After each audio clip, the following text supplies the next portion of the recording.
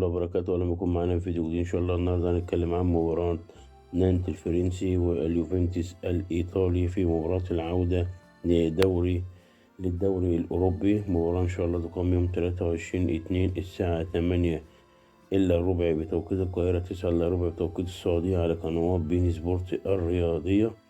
طبعا مباراة الذهاب على أرض اليوفنتوس في إيطاليا انتهت 1-1. كانت مباراة جامدة وكانت استعجال ما بين الفرقتين. ما زال برضه لسه ما نقدرش تقول مين هيطلع، نانت للدور التاني ولا اليوفنتوس. المباراة شهدت صناعة هدف لنجمنا مصطفى محمد. إن شاء الله في مباراة العودة يقدر يعمل حاجة، وإن شاء الله الفوز لنانت إن شاء الله عشان خاطر اللعيبة العرب والمصريين. وده كل من هنا في الفيديو، والسلام عليكم ورحمة الله وبركاته.